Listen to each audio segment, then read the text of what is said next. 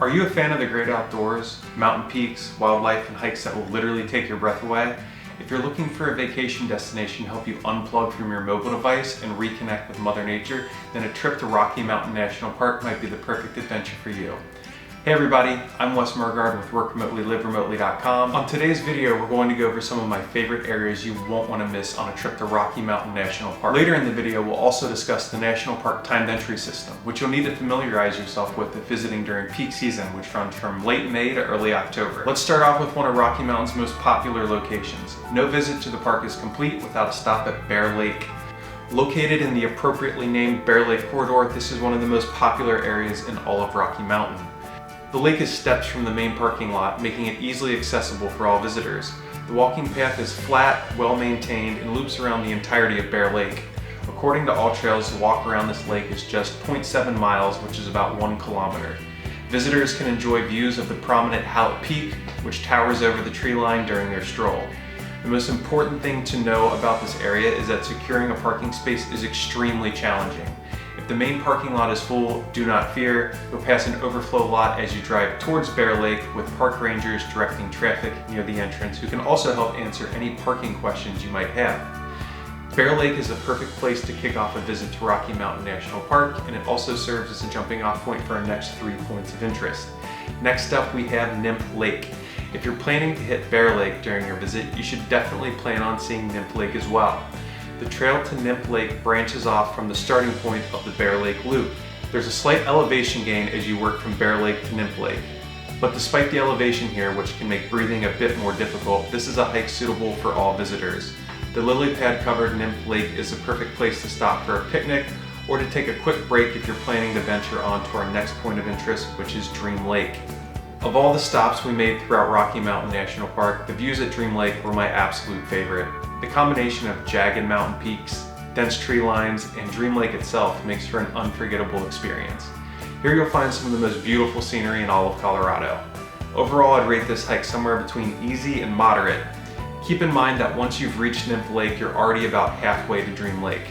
The slight incline up to the lake made slightly more challenging due to the elevation of this area and its thin air. If you have flexibility in your schedule, I'd recommend saving the longer hikes for the back end of your visit. The longer you stay in the surrounding areas, the more your body will acclimate to the altitude and thinner air. Most visitors will stay in nearby Estes Park, which sits at an elevation of over 7,500 feet or about 2,300 meters above sea level. After a day or two in Estes Park, your body will have an easier time hiking in Rocky Mountain. That acclimation can help you go the distance and complete the next leg of this circuit, which features our 4th stop in the park. Emerald Lake can be reached by foot for visitors who choose to continue on from Dream Lake. From the parking lot near Bear Lake to Emerald Lake, you're looking at a total of 3.2 miles round trip, which is about 5 kilometers. The hike to Emerald Lake will take you up close to the base of Hallett's Peak. By the time you reach Emerald Lake, you'll notice the tree line starting to recede as the air continues to thin and vegetation struggles to survive the harsh conditions here. The views at Emerald Lake feature much less greenery and instead showcase the park's beautiful jagged and rocky terrain. One nice thing about hiking out to Emerald Lake is the further you get away from Bear Lake, the less crowded the trails will be. To be clear, a hike out to Emerald Lake will involve passing by the other aforementioned lakes. For that reason, you should plan hitting all of these points of interest on the same trek. It's probably not surprising that Rocky Mountain has miles and miles of world-class hiking trails, but Rocky Mountain has one experience in particular that really sets it apart from other national parks. That's where Old Fall River Road comes into play. Old Fall River Road is an 11-mile, 18-kilometer, one-lane dirt road that snakes its way up through the mountains. It will lead guests all the way up to the Alpine Visitor Center. The views are beautiful and the drive will be exhilarating for those lacking any mountain or off-road driving experience. The road also provides the best access to Chasm Falls, which we'll discuss next on this video. While I'd recommend a vehicle with higher clearance, you'll also find smaller vehicles along the road as well. Just remember that this is a dirt mountain road, which means there could be loose rocks or debris on the road that could damage your vehicle. Visitors who brave the drive up Old Fall River Road will be rewarded with easy access to views of Chasm Falls. Chasm Falls is a beautiful waterfall located directly beside Old Fall River Road. After pulling over, you can walk down to a viewing platform which offers views of the waterfall in one direction and downstream views in the other. This isn't going to be the largest waterfall you ever see, but it's certainly worth a stop considering it's located directly along the road. Once you're done visiting Chasm Falls, Old Fall River Road will eventually lead you up to the Alpine Visitor Center, which is our next noteworthy stop within the park. The Alpine Visitor Center is also accessible to any guest traveling along Trail Ridge Road. It's located in the center of the park, so visitors entering from either Estes Park or Grand Lake will eventually run into the Visitor Center near the heart of Rocky Mountain. The panoramic views you'll enjoy at the Alpine Visitor Center are sure to take your breath away. And this isn't just because the views are stunning. That's because the Alpine Visitor Center sits higher than any other visitor center in the national park system. The Alpine Visitor Center is home to a large souvenir shop, restaurant, restroom facilities, and offers access to the nearby Alpine Ridge Trail.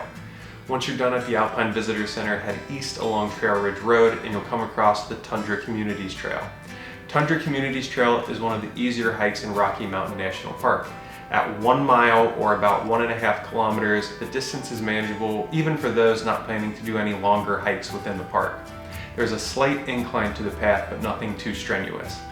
The trail is paved and well kept, making for smooth travels out to the mushroom rock formations and overlook viewing area.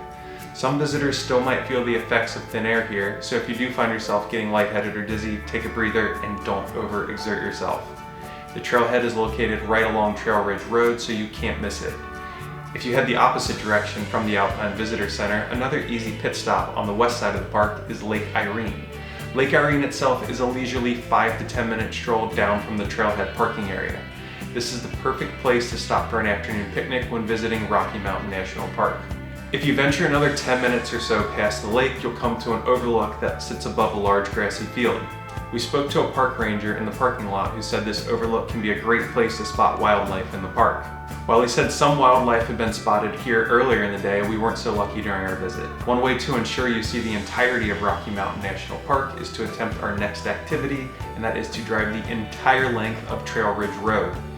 As the park's primary road, it's not possible to experience what Rocky Mountain National Park has to offer without traversing at least part of this 48-mile, 77-kilometer scenic highway.